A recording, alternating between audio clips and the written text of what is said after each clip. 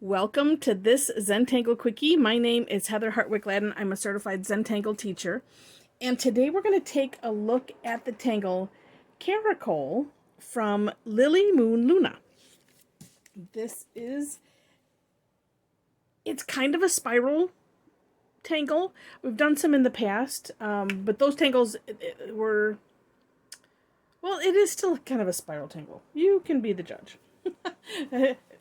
The other ones that we did a giant spiral first, and then, did some figures around that giant spiral. This one, we're going to start with a little spiral in the middle, like a little printemps, right? Okay. Then, a small triangle, two straight lines like so. Kind of looks like a dunce cap. Or no, I'm sorry. Party hat. That's much better. All right. Then from there, it's going to be, similar shape throughout. So starting kind of small, and you might have to gauge, because I know, well, my step outside, you can see, I ended up a little too big and then ran some off the page, but you get the idea. All right. So then from here, I'm going to go about halfway, into this side. Which on my hand is the right side. I'm going to say it probably doesn't matter which direction that you go. All right, so then I'm going to make a little bit bigger triangle and then just landing back on the spiral all the time. And the one thing that I found I had a little challenge with, well, number one is making them all the same size like I'm doing right now. Let's go a little bit bigger. Each one a little bit bigger than the last. The challenge that I've had besides that is also kind of the angle of them, especially as I was going, on the next round. Okay, so mine is small graduated heights, but that's okay. And then you just keep going around. But then what we're doing is we're landing on whatever the first line that you come to, essentially. And so I'm trying to just kind of have them all pointing, like if I had, well, I can use my pen, from the center, having them all pointing out the same direction, I guess, is where my brain is thinking, I don't know. But you know what? In the end, it all comes out really cool. It doesn't matter. And, for me, it's just one that's like, nope, just practice a little bit more and it'll be okay. Some of mine, we're ending up like almost going flat. So I think that's where, so maybe more of an angle this way and then coming down. Or, coming down a little bit straighter, something like that. But as you can see, it's still okay. And then if you end up going off, well, I'm gonna keep going just a little bit. Then it's just, figuring out where does that land up there. You can just keep going. As much as you want to. All right, so that's essentially it. Here's one idea for shading. I'm gonna go around.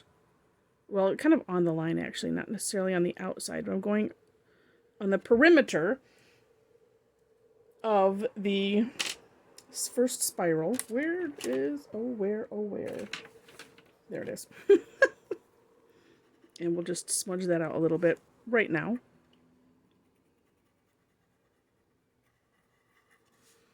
Okay. Then, I thought it would look neat to just do the outside edge, and I'm going on the outside, just putting a little bit of graphite on the outside, and then just continuing to go around, and then we'll smudge it out a little bit and see how it looks. Oops. Trying to stay to the outside.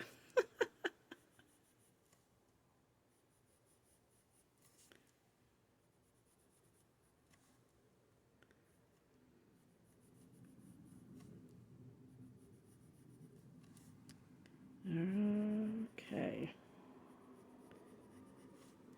And of course, there's multiple ways that you could, come up with to shade. You could do on the insides. It just depends on the look that you want to have. All right. Now, I already did that inside. So this, and I'm just going to do, especially right here where it's small, just a little straight motion. Or like right here, just get back and forth, because it spreads it, as you can see. We just don't need it to go too far anywhere, because there's not a lot of room. And we always want to make sure that we have a little bit of that original tile, right, color, so that way, because even in here you can see the shading, because even if it's just a little bit, it matters, and it's good. And then where it's where and this is kind of like using Hollowbow, right? Where on the second round, where we're kind of going behind what we've already done. Just want to be careful not to spread that graphite into those ones there. Whoops. All right, now let me try it this way. There we go. I want to have it mushed out a little bit, but I also didn't necessarily want to have where I see the line. I like to have that bit of a gradient. I like it to be dark right at the edge. Let me do it this way. I guess it doesn't really matter which way I do it. This is feeling better this way. And you can see how it's softening it and pulling it out just a little bit. And then you'll just get a different look if you wanted to do it on the inside. And you could do it on like the leading edge if you wanted to.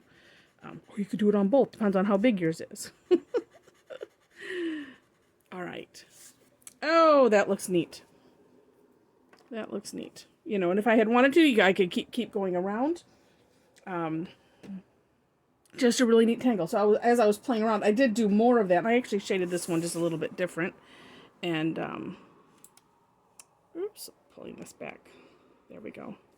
Without too much jostling. This one I decided to do on a gray tile with white. At the time of this recording, just feeling particularly moved to do this. And with some red, white, and blue.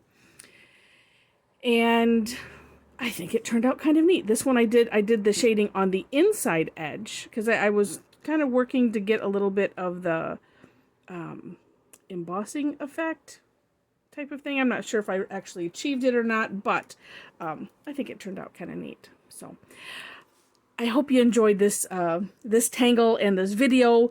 And if you did, would love to have a thumbs up.